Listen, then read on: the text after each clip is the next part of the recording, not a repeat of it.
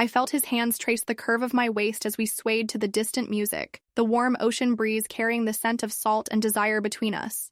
The moonlight caught his eyes, dark and knowing, as if he could see right through the careful walls I'd built around my engagement, my responsibilities, my perfectly planned life. "You're not here with anyone tonight," he whispered against my ear, his voice rough with certainty. It wasn't a question. My breath hitched as his fingers found the small of my back, pressing me closer until I could feel the heat radiating from his body. I should have stepped away, should have mentioned my fiancé waiting back home, but instead I melted into him, letting the rhythm of the waves guide us deeper into something I couldn't name. Quick pause. If you're enjoying this forbidden start, hit that like button and subscribe. Trust me, you won't want to miss where this night takes us. The girls' trip was supposed to be my last taste of freedom before the wedding, a chance to unwind with my best friends on a pristine beach resort. But as Darius's lips found the sensitive spot just below my jaw, I realized freedom had found me instead. His name suited him perfectly, dark, mysterious, with an edge that made my pulse race. He was everything my fiancé wasn't: spontaneous, dangerous, completely present in the moment. "I've been watching you all evening," he murmured, his accent carrying hints of the islands, warm and intoxicating. His hands never stopped moving, tracing patterns along my spine that sent shivers through the humid night air. "The way you move, the way you hold yourself back, like you're waiting for permission to let go." I wanted to deny it, to tell him he was wrong, but the words died in my throat as he spun me around, my back pressed against his chest. Through the thin fabric of my sundress, I could feel every contour of his body, solid and warm and impossibly tempting. The beach was nearly empty now, just the two of us moving in our own private world while my friends slept soundly in their rooms.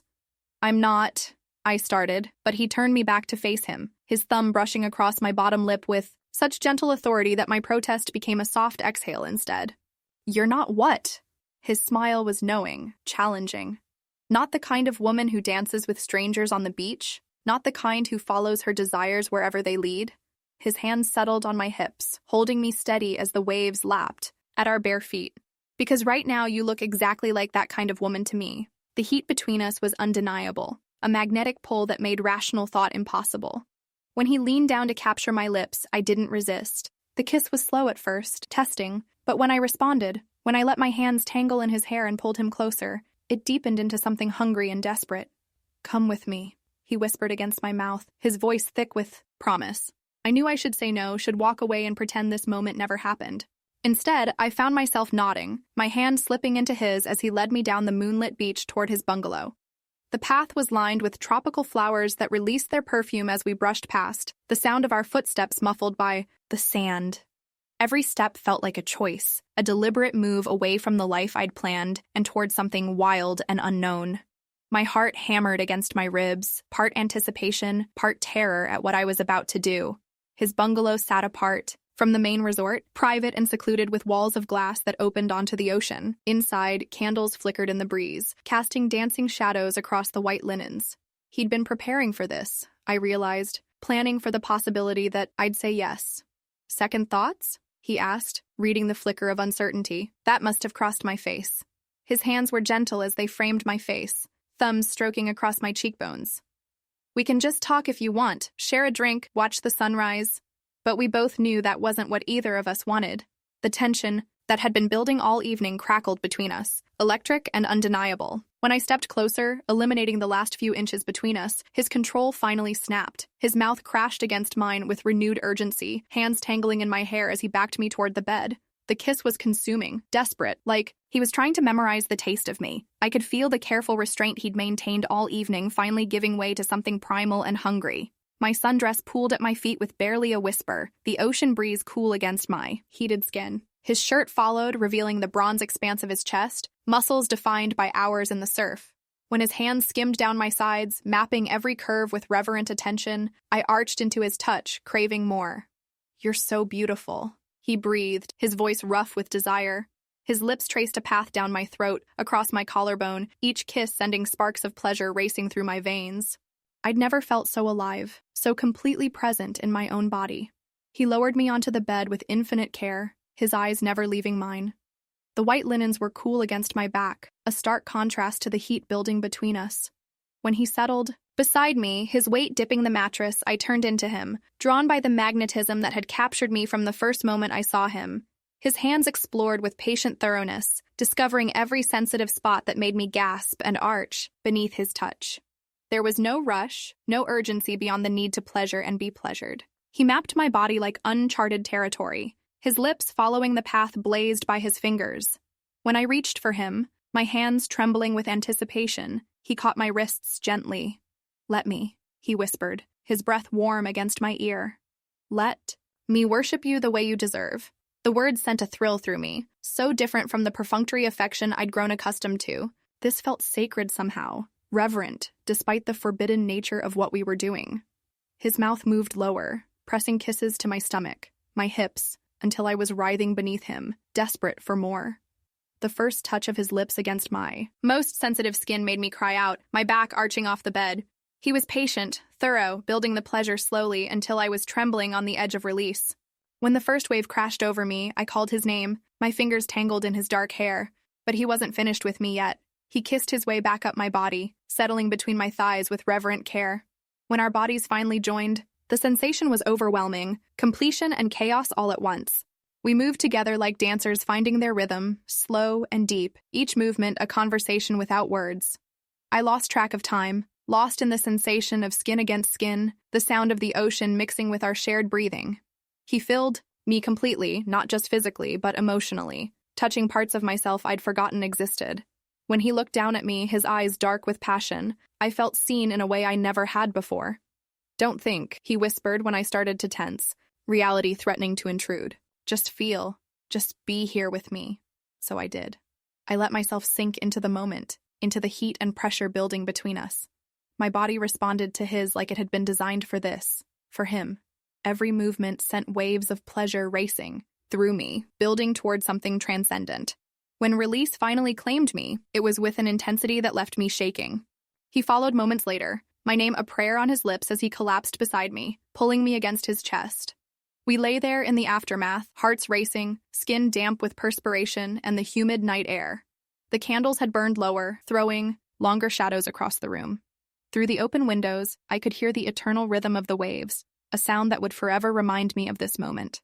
His fingers traced lazy patterns on my skin, neither of us willing to break the spell, with words. But as the first hint of dawn touched the horizon, reality began to creep back in. My phone, forgotten in my discarded purse, buzzed with messages. Probably my fiancé, probably wondering why I hadn't called before bed like I usually did. The thought sent a chill through me that had nothing to do with the morning air. "Stay," Darius murmured, feeling me tense. His arm tightened around me as if he could hold back the sunrise and everything it represented. Just a little longer, I wanted to. God, how I wanted to lose myself in this fantasy where consequences didn't exist, where I could be this version of myself, wild, free, unbound by expectations and promises.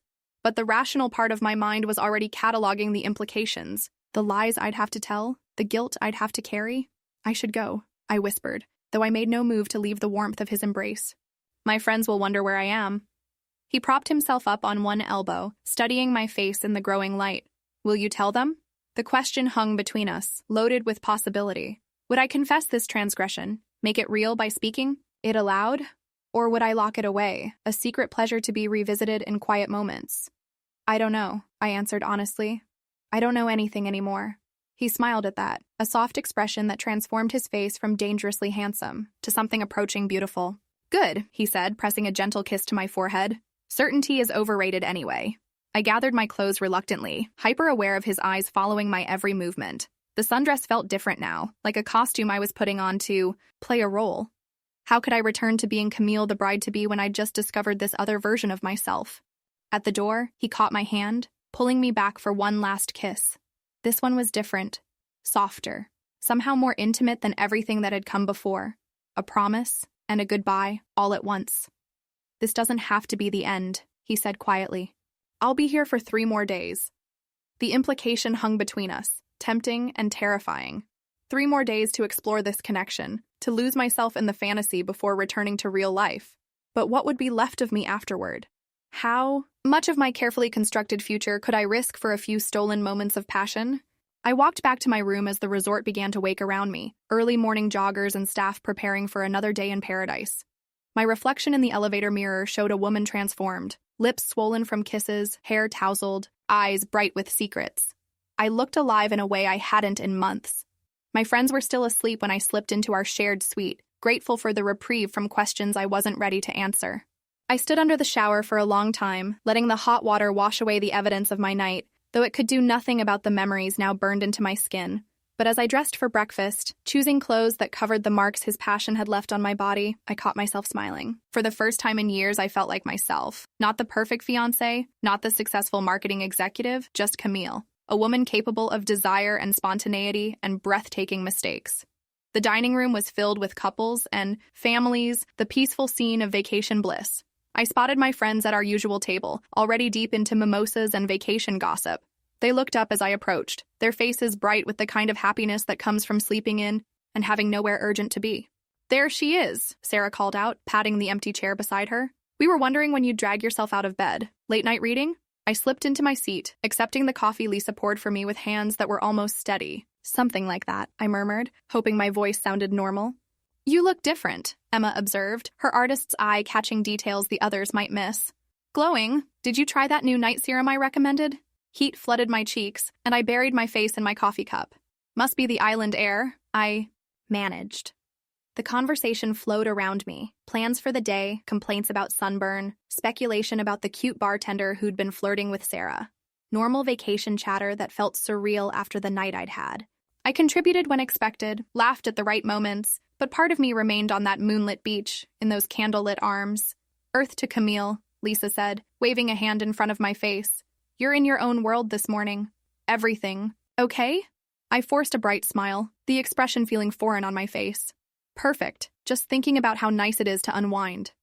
But unwinding was the last thing my mind was doing. Instead, it was racing with possibilities, with the memory of Darius's hands and the promise of 3 more days. I found myself scanning the dining room, looking for a familiar silhouette, dark hair, knowing eyes. When I didn't see him, I felt both relief and disappointment. "So what's the plan for today?" I asked, desperate to focus on something other than the ache of wanting already building in my chest. "Beach, obviously," Sarah said, gesturing toward the perfect blue expanse visible through the restaurant's windows. "Some of us want to work on our tans, and Emma wants to sketch those rock formations by the point." The point, where the beach curved around to the more secluded area, where the bungalows sat apart from the main resort. My pulse quickened at the thought of being so close to where I'd spent the night, to where he might be even now. "Actually," I heard myself saying, "I might explore a bit on my own today. Check out some of the hiking trails, maybe." 3 pairs of eyes turned to me in surprise. I'd never been the adventurous one in our group, always preferring planned activities and scheduled fun. "Since when do you hike?" Emma asked, laughing. "Last time we went to the mountains, you complained about your shoes for 3 hours." "People change," I said, then immediately regretted the words. They revealed too much, suggested transformations I wasn't ready to explain. "Well, okay then," Lisa said slowly. "Just be careful, and take your phone. Some of those trails can be tricky." I nodded, already mentally planning my route. Not to the hiking trails, but to a certain bungalow where a certain dark-eyed man might be waiting. The thought sent electricity through my veins, awakening desires I'd thought thoroughly satisfied just hours before. After breakfast, I changed into hiking attire, shorts and a tank top that showed just enough skin to be enticing without being obvious. I grabbed a water bottle and my phone, pausing to look at myself in the mirror. The woman looking back still seemed like a stranger, but an intriguing one, someone capable of following her instincts instead of her itinerary. The path to the point was deserted at this hour, most guests still lingering over breakfast or claiming prime beach real estate. I walked slowly, letting anticipation build with each step. What would I say when I saw him? How did one begin a conversation after a night like the one we'd shared? But as I rounded the curve and his bungalow came into view, I realized I wouldn't have to find the words. He was there, sitting on his deck with a cup of coffee, wearing only board shorts and a smile that suggested he'd been expecting me. "Couldn't stay away?" he called out, rising from his chair with fluid grace. "I was hiking," I said weakly, even as I changed direction toward his deck. "Of course you were." His eyes crinkled with amusement as I climbed the steps to join him. Hiking in a circle, apparently.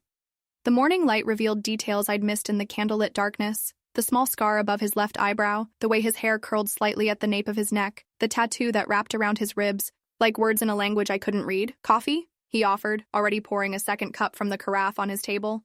I accepted it gratefully, needing something to do with my hands. The silence stretched between us, not uncomfortable but loaded with unspoken questions. In daylight, surrounded by the normal sounds of vacation, distant laughter, birds calling, the eternal ocean, what we'd shared seemed both more real and more impossible. "Any regrets?" he asked finally, his voice gentle. I considered the question seriously, searching my heart for the guilt I expected to find. But all I felt was a warm glow of satisfaction, a rightness that had nothing to do with logic or morality. "No," I said, surprising myself with the certainty in my voice. "Should I have them? That's not for me to decide." He settled back in his chair, studying me with those penetrating dark eyes. "But for what it's worth, I think you're exactly where you're supposed to be." Even though I'm engaged to someone else, the words hung in the air between us, the first time I'd acknowledged the complexity of my situation aloud. His expression didn't change, but I saw something flicker in his eyes. Understanding, perhaps, or resignation. "Especially because of that," he said quietly. "When's the wedding?" 2 months. The time frame seemed impossible now. Too soon, and not soon enough all at once. Everything's planned. The dress, the flowers, the venue, 300 guests. And the groom? His tone was carefully neutral. "Tell me about him." I opened my mouth to recite the usual description. Successful, stable, the perfect husband material my mother had always wanted for me. But the words felt hollow in this setting, diminished by comparison to the man sitting across from me. "He's safe," I said finally. "Predictable. He'll give me the life I'm supposed to want." "Supposed to." Darius leaned forward, setting his coffee aside. "But what do you actually want?" The question hit me like a physical blow, mainly because I couldn't answer it. I'd spent so long following the prescribed path, good grades, good job, good man, that I'd lost track of my own desires somewhere along the way. "I don't know," I whispered. "I thought I did, but now you're questioning everything." He reached across the small table, his fingers brushing mine. "That's what happens when you wake up, Camille. The world looks different when you stop sleepwalking through it." His touch sent familiar sparks up my arm, reminding my body of the pleasure he'd given me just hours before. I could see in his eyes that he felt it too, the magnetic pull that had drawn us together on the beach. "This is crazy," I said, even as I turned my hand palm up, lacing our fingers together. "I don't do things like this. I don't have affairs, or sleep with strangers, or lie to my friends. You did last night." Last night was... I struggled for words to capture the magic of those hours. Last night was a dream. This is reality. He stood, pulling me up with him, never breaking the connection of our joined hands. "Reality is what we make it," he said, stepping closer until I could feel the heat radiating from his skin. "And right now, this feels pretty real to me." When he kissed me, gentle and searching, I could taste coffee and possibility on his lips. My body responded instantly, melting into his embrace like it had been designed for this purpose. All my careful reasoning dissolved in the face of such overwhelming physical connection. "Stay," he murmured against my mouth. "Spend the day with me. My friends will wonder. Let them wonder." His hands framed my face, thumbs stroking across my cheekbones. "How often do you get to be just Camille? Not the fiancé, not the marketing executive, not the responsible one, just you." The temptation was overwhelming. To disappear into this parallel world where I could be anyone, do anything, follow every impulse without consequences. But even as I leaned into his touch, reality tugged at the edges of my consciousness. 3 days, I said, the words escaping before I could stop them. "You said you have 3 more days." His smile was slow and devastating. 3 days to show you who you really are." The promise in his voice sent heat spiraling through me. 3 days to explore this connection, to indulge every fantasy I'd never allowed myself to have. What harm could it do? It would end when vacation ended, a perfect interlude before I returned to my real life. "Okay," I breathed, sealing my fate with a single word. But even as he swept me into his arms, carrying me back toward the shadowed interior of his bungalow, I knew I was lying to myself. Some experiences change you irrevocably, and this felt like one of them. How could I go back to my carefully planned existence after tasting this kind of freedom? His mouth found mine again, hungrier now, and I stopped thinking altogether. There would be time for consequences later. Right now, there was only this moment, this man, and the intoxicating possibility of discovering who I really was beneath all the expectations and obligations. The next 3 days would either destroy me or set me free. At this point, I wasn't sure there was a difference. Some desires are worth the risk of losing everything. If you found yourself torn between safety and passion, which would you choose? Tell me in the comments. I read every single one and want to know your thoughts. Before you go, smash that like button, hit subscribe, and ring the notification bell. Trust me, you won't want to miss what happens next. Thanks for taking this forbidden journey with me.